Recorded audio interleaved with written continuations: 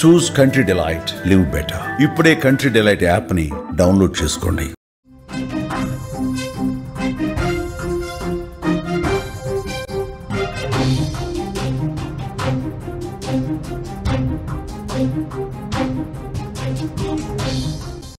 వైసీపీలో తీవ్ర నిరుత్సాహం నెలకొంది. పులివెందుల ఒంటిమిటలో ఘోర పరాజయం. పులివెందుల్లో ఓటమితో తీవ్ర నైరాశ్యంలో ఉంది వైసీపీ. జగన్ ఇలాఖాలో ఓడిపోవడానికి వివిధ కారణాలైతే విశ్లేషకులు చెప్తూ ఉన్నారు. ఓటమికి కారణాలపై క్యాడర్లో విస్తృత చర్చ అయితే జరుగుతోంది.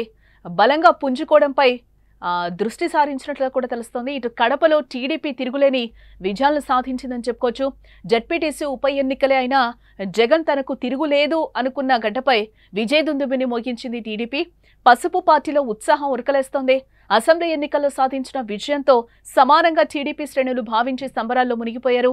అటు వైసీపీ శ్రేణులు మాత్రం నిరాశ నిస్పృహల్లో కూరుకుపోయారని చెప్పుకోవచ్చు.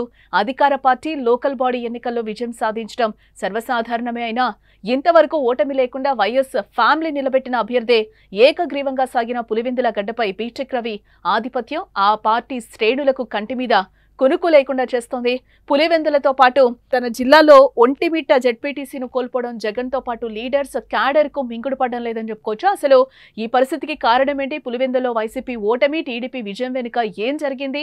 ఏ అంశాలు వైసీపీని దెబ్బతీసాయనే విషయాలపై మనతో చర్చించడానికి మా ప్రతినిధి సుదర్శన్ రెడ్డి లైవ్ లో సిద్ధంగా ఉన్నారు. వారిని అడిగి తెలుసుకుందాం. సుదర్శన్, జగన్ ఇలాకాలో టీడీపీ పాగా వేసింది. ఈ గెలుపుని టీడీపీ ఎలా చూస్తుంది? వైసీపీ ఈ ఓటమిని యాక్సెప్ట్ చేస్తుందా ఏంటి? సార్వత్రిక ఎన్నికల్లో సాధించిన విజయం కంటే కూడా దీన్ని గొప్ప విజయంగా భావిస్తుంది టీడీపీ శ్రేణులు. ఎందుకంటే మనం సార్వత్రిక ఎన్నికల్లో 152 సీట్ల నుంచి 11 స్థానాలకు వైసీపీ పడిపోయినప్పుడు తీవ్ర నిరాశ నిస్పృహల్లోకి వెళ్లారు వైసీపీ క్యాడర్ అంతా. అయితే వాళ్ళందరినీ మళ్ళీ పునరుత్తేజం చేసి మళ్ళీ వాళ్ళలో ఒక ఉత్సాహాన్ని నింపడం కోసం జగన్ అనేక ప్రయత్నాలు చేస్తూ వస్తున్నాడు. రెగ్యులర్ గా ఆయన జిల్లా యాత్రలకు వెళ్తున్నాడు, భారీగా జన సమీకరణ చేస్తున్నారు అక్కడ. అంతేకాదు ఇప్పటికే ఏడాది అయిపోయింది, సూపర్ 6 లో ఏ పథకాలు ఇప్పుడు అమలు చేయట్లేదు, ప్రజల్లో తీవ్ర వ్యతిరేకత ఉంది, కళ్ళు మూసుకుంటే మరో 4 ఏళ్లు అయిపోతుంది, మళ్ళీ మనమే అధికారంలోకి వస్తామంటూ ఒక ఆశాభావాన్ని జగన్ ఎప్పుడు కూడా క్యాడర్ లో కల్పిస్తూ వచ్చారు. అయితే ఈ రోజు తన సొంత గడ్డ పైన ఎదురైనటువంటి ఈ ఓటమి ద్వారా జగన్ ఇప్పుడు ఏం చెప్పినా కూడా వైసీపీ శ్రేణుల్లో ఆ నమ్మకము, ఆ సంకల్పము, ఆ మనోధైర్యం కలిగే పరిస్థితి లేకుండా పోయింది. తీవ్ర నిరాశ నిస్పృహల్లో ఉన్నారు.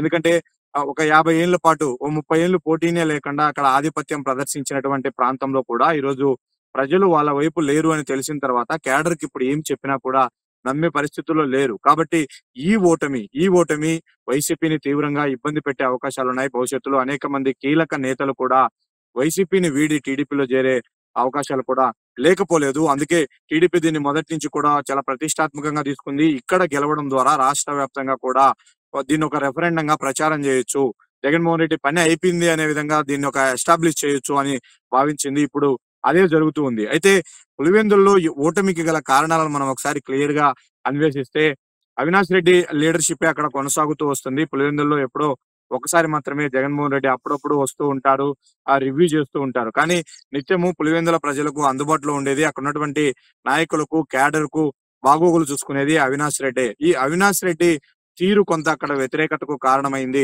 అనేక గ్రామాల్లో వర్గాలుగా వైసీపీ విడిపోయింది, వర్గ విభేదాలను పెంచి పోషించారు. ఎక్కువ యంగ్స్టర్స్ ని ఎంకరేజ్ చేయడం కారణంగా రాజశేఖర రెడ్డి టైం నుంచి కూడా పార్టీకి, కుటుంబానికి విధేయతగా పనిచేసినటువంటి చాలా మంది లీడర్లు ఇప్పుడు అక్కడ నిరుత్సాహంగా ఉన్నారు, అసంతృప్తితో ఉన్నారు.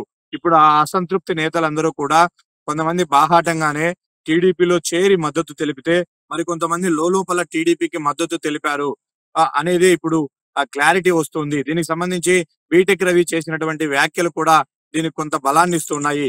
బీటెక్ రవి ఏమంటున్నారంటే చాలా మంది, అంటే కొంతమంది అక్కడక్కడ మాతో చెప్పేవాళ్ళు, ఎందుకంటే వైసీపీకి ఇన్నేళ్లు ఏకపక్షంగా ఇక్కడ విజయాన్ని అందించాము కాబట్టి వాళ్ళు మా పట్ల నిర్లక్ష్య ధోరణితో ఉన్నారు, వాళ్ళు గర్వంతో ఉన్నారు, గర్వం తలకెక్కింది, మేము ఒకసారి వాళ్ళకు బుద్ధి చెప్పాలనుకుంటున్నాము, మీరు పోటీ పెట్టడం ద్వారా మేము ఓటేసి వాళ్ళకు బుద్ధి చెప్పే అవకాశం మాకు కలుగుతుంది అంటూ చాలా మంది వైసీపీ నాయకులే నాతో అన్నారు అని బీటెక్ రవి వ్యాఖ్యానించిన నేపథ్యంలో అయితే అన్న కొంతమంది మాత్రమే మన వైపు వస్తారేమో, ఇంత భారీ మెజారిటీ రాదని నేను ఊహించాను, కానీ ఇంత పెద్ద ఎత్తున మెజారిటీ వచ్చిందంటే చాలా మంది వైసీపీ కేడరు మాకు ఖచ్చితంగా ఓటేశారు కాబట్టి 6033 ఓట్ల మెజారిటీతో మేము గెలవగలిగాము. మొత్తం అక్కడ పోలైన ఓట్లు 7864 అయితే అందులో ఇంత మెజారిటీ, కనీసం డిపాజిట్ కూడా వైసీపీ నోచుకోలేదు అంటే ప్రతి గ్రామంలో కూడా వైసీపీ పట్ల తీవ్ర వ్యతిరేకత ఉంది. 2 వర్గాలుగా వైసీపీ క్యాడర్ చీలిపోయింది. అందులో ఒక వర్గం పూర్తిగా టీడీపీ పంచన చేరింది. మరో వర్గంలో కూడా చాలా మంది లోపాయికారిగా టీడీపీకే మద్దతు తెలిపారు. అంటే జగన్మోహన్ రెడ్డి నువ్వు వ్యవహరిస్తున్న తీరు మా పట్ల సరిగ్గా లేదు, మేము మీతోనే ఉంటాము, వీళ్ళు ఎక్కడికి పోరులే అని ఒక నిర్లక్ష్య భావము పులివెందుల ప్రజల పట్ల జగన్మోహన్ రెడ్డి ప్రదర్శిస్తున్నారు. దానికి అవినాష్ రెడ్డి తీరు ఆజ్యం పోస్తూ ఉంది. అయితే ఇప్పుడు ఒక సంకేతం ఇవ్వడం ద్వారా, అంటే పులివెందులో కూడా నా ప్రజల్లో, నా ఓటర్లలో తేడా వస్తుంది, వాళ్ళ ఆలోచన విధానం మారిపోతుంది అనే విషయం జగన్మోహన్ రెడ్డి గ్రహించాలి అంటే ఒక్క ఎన్నికలో అయినా ఇలాంటి ఫలితాలు ఇవ్వాలి అన్నది పులివెందుల ప్రజలు లోపల భావించారు. చాలా మంది లీడర్లు కూడా లోపాయికారిగా టీడీపీకి ఇక్కడ మద్దతు తెలిపారు. అవినాష్ తీర్ ఒక వైపు మీరు చెప్తుంటే వివేక బిడ్డ ఎవరైతే ఉన్నారో సునీత కూడా కొన్ని కీలక వ్యాఖ్యలు చేశారు. మా నాన్నని చంపిన వాళ్ళు ఇంకా కూడా నిందితులు బయట తిరుగుతూనే ఉన్నారు, ఇంకా ఎన్నాళ్ళు అని కూడా ఆమె కొన్ని కీలక వ్యాఖ్యలే చేశారు. దీన్ని ఏ విధంగా చూడాలంటారు? నేను ఇందాక చెప్పాను, సీనియర్ క్యాడర్ ను మొత్తం కూడా, సీనియర్ లీడర్ల మొత్తాన్ని కూడా నిర్లక్ష్యం చేస్తూ కొత్త క్యాడర్ ను, యువతను ఎంకరేజ్ చేస్తూ తనకంటూ ఒక వర్గాన్ని ఏర్పరచుకునే ప్రయత్నం చేశారు అవినాష్ రెడ్డి. ఇప్పుడు ఆ సీనియర్లందరితో దూరం పెట్టడానికి కారణం వివేకానంద రెడ్డి హత్య కారణం కూడా ఒకటి కావచ్చు. ఎందుకంటే వాళ్ళందరూ వివేకానంద రెడ్డితో అత్యంత సన్నిహితంగా ఉన్నారు. మనం ఇంకొక విషయం కూడా ఇక్కడ చర్చించుకోవాలి. అవినాష్ రెడ్డి పెత్తనము పులివెందుల్లో లేనప్పుడు వివేకానంద రెడ్డి చాలా కాలంగా పులివెందుల రాజకీయాలను దగ్గరుండి చూసుకున్నారు. రాజశేఖర్ రెడ్డి రాష్ట్ర నాయకుడిగా, ముఖ్యమంత్రిగా వ్యవహరిస్తున్న ప్రతి దశలోనూ లోకల్లో పులివెందుల ప్రజలకు అనునిత్యం అందుబాటులో ఉన్నది వివేకానంద రెడ్డి.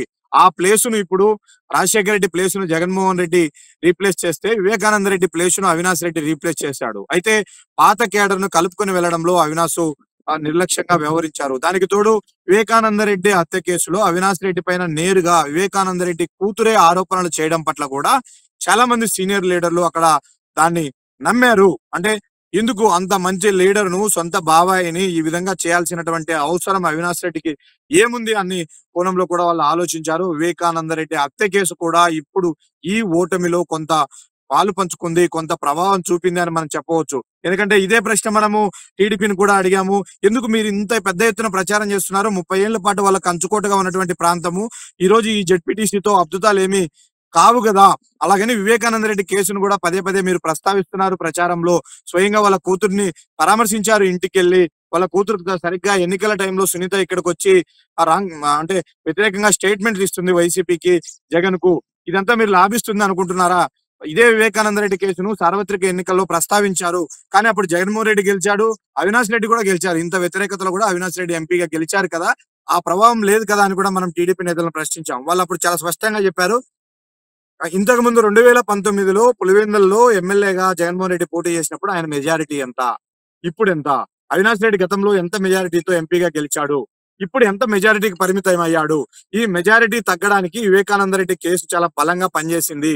వివేకానంద రెడ్డి హత్య కేసులో నిజాలను నమ్ముతున్నారు పులివెందుల ప్రజలు అని కూడా మనతో ఆదినారాయణ రెడ్డి ఆయన చెప్పుకొచ్చారు. కాబట్టి దాని ప్రభావం ఇప్పుడు కూడా ఖచ్చితంగా ఉంటుంది. కాబట్టి మేము పదే పదే ఆ విషయాన్ని ప్రస్తావిస్తూ ఉన్నాము. జగన్మోహన్ రెడ్డికి ప్రజల్లో ఉన్న వ్యతిరేకత ఒక ఇబ్బంది అయితే, ఫ్యామిలీలో ఉన్నటువంటి ఇబ్బందులు కూడా ఆయనకు కొంత వ్యతిరేకంగా పనిచేశాయి, కొంత నష్టం చేకూర్చాయి. ఇవన్నీ కలిపి ఈరోజు పులివెందుల్లో సొంత గట్టిలో కూడా జగన్మోహన్ రెడ్డి వైసీపీకి చావు దెబ్బ ఎదురవడానికి ఇవన్నీ కారణమయ్యాయి. ఈరోజు భారీ మెజారిటీతో జెడ్పీటీసీ స్థానాన్ని టీడీపీ కైవసం చేసుకుంది. ఇవే కాదు, ఇప్పుడు బీటెక్ రవి చెప్తున్నాడు, ఇక్కడి నుంచి జరగబోయే ప్రతి ఎన్నికల్లో కూడా పులివెందుల్లో ప్రతి ఎన్నికల్లో మా పోటీ ఉంటుంది, ప్రజాస్వామ్యబద్ధంగా మేము పోటీ చేయబోతున్నాం. ఎందుకంటే ఇంటర్నల్ గా అక్కడ ప్రజల్లో వైఎస్ఆర్ కుటుంబం పట్ల, వైసీపీ పట్ల చాలా వ్యతిరేకత ఉంది. కాబట్టి మేము పోటీలో ఉంటే మాత్రం ఖచ్చితంగా వాళ్ళందరూ మా వైపు వచ్చే అవకాశం ఉంటది అని వాళ్ళు చాలా స్పష్టంగా చెప్తున్నారు. ఇది టీడీపీ అక్కడ ఉన్నటువంటి బిక్కుబిక్కుమంటూ బతుకుతూ ఇంతకాలము టీడీపీలో పులివెందుల్లో ఉంటే మనకు భవిష్యత్తు ఉంటుందా, మనకి ఏమన్నా పదవులు వస్తాయా, మనము 30 ఏళ్ళుగా ఓడిపోతూనే ఉన్నాము, ఇంకా ఎప్పుడు గెలవగలుగుతాం ఇక్కడ అని ఒక నైరాశ్యంలో ఉన్నటువంటి టీడీపీ క్యాడర్ కు మనోధైర్యాన్ని ఇచ్చింది. వాళ్ళు టీడీపీలో పులివెందుల్లో పనిచేస్తే మనకు కూడా ఫలితాలు వస్తాయి, మనకు కూడా పదవులు వస్తాయి అనే ఒక కాన్ఫిడెంట్ ఇప్పుడు అక్కడ ఉన్నటువంటి టీడీపీ శ్రేణుల్లో బిల్డప్ అవుతుంది. అదే సమయంలో వైసీపీ క్యాడర్ తీవ్ర నిరుత్సాహంలోకి వెళుతూ ఉంది. ఇక్కడ ఏకపక్షంగా ఎలక్షన్లు జరుగుతాయి అన్నది గత చరిత్ర, ఇక భవిష్యత్తులో అలాంటి పరిస్థితి ఉండదు. ఇప్పుడు వీటన్నిటిని బట్టి ఈ ఓటమిని కూడా జగన్మోహన్ రెడ్డి అనేక విధాలుగా విశ్లేషించుకోవాల్సినటువంటి అవసరం ఉంది. తను మరికొంత సమయాన్ని పులివెందుల ప్రజల కోసం, పులివెందుల నియోజకవర్గం కోసం కేటాయించాల్సి ఉంది. ఇక్కడ ఎవరినో తన ప్రతినిధిగా అవినాష్ రెడ్డినో ఇంకొకరినో పెడితే కాదు, నేరుగా తానే దగ్గరుండి పర్యవేక్షించుకోవాలా. దూరం అవుతున్నటువంటి అసంతృప్తికి లోనయ్యి ఇప్పుడు ఎలక్షన్ల ముందు కూడా చాలా మంది పులివెందులకు చెందిన వైఎస్ ఎంపీపీ విశ్వనాథ్ రెడ్డి అనే వ్యక్తి నేరుగా పార్టీ మారాడు బాహాటంగా. అంటే వైఎస్ ఎంపీపీ స్థాయిలో ఉన్నటువంటి వైసీపీ లీడరు జగన్మోహన్ రెడ్డికి కానీ అవినాష్ రెడ్డికి కానీ ఎంత వాళ్ళ ఫ్యామిలీకి దగ్గరగా ఉంటాడో మనం చూడొచ్చు. ఎందుకంటే వాళ్ళ ఫ్యామిలీకి అత్యంత సన్నిహితంగా దగ్గరగా కీలకంగా వ్యవహరించే నేతల్ని అక్కడ పెట్టి గెలిపించారు. అది కూడా ఏకగ్రీవంగా వాళ్ళకే పదవులు ఇచ్చారు. అలాంటి పదవులు పొందినటువంటి వ్యక్తులు కూడా ఈ రోజు ఒక అవకాశం వస్తే, ఒక ఛాన్స్ వస్తే పక్కకి వెళ్ళడానికి సిద్ధపడుతున్నారు అంటే వాళ్ళను డీల్ చేయడంలో వాళ్ళతో వ్యవహరించిన తీరు ఇప్పుడు తేడా కొడుతుంది జగన్మోహన్ రెడ్డికి. కాబట్టి ఇవన్నీ కూడా ఆయన పునరాలోచించుకోవాల్సిన పరిస్థితి కనిపిస్తుంది. టీడీపీ క్యాడర్ ఇక్కడ అంటే ఫలితము ఈరోజు పులివెందుల ఫలితం చూస్తే ఇక్కడ జగన్ ది స్వయంకృత అపరాధాలు ఏమైనా కనిపిస్తున్నాయని అనుకోవచ్చు అంటారా ఏంటి? స్వయంకృత అపరాధం కొంతుంటే నిర్లక్ష్య భావం కొంతుంది, గర్వం కూడా కొంతుంది అన్నది పులివెందుల ప్రజలే చెప్తూ ఉన్నారు. మా పట్ల జగన్మోహన్ రెడ్డి తీరు చాలా గర్వంగా ఉంది.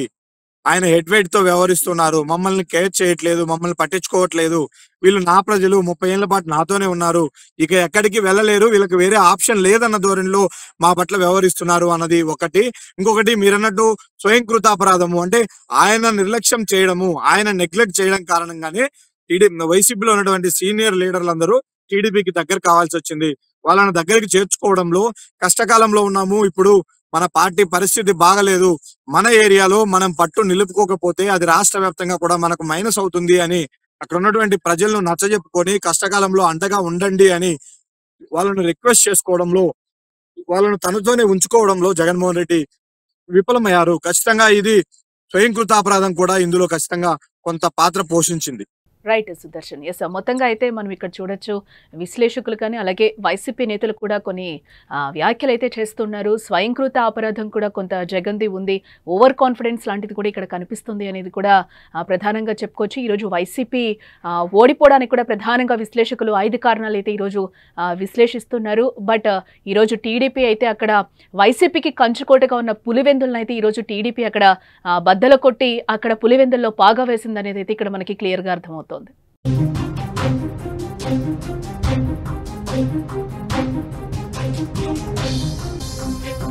Thank you.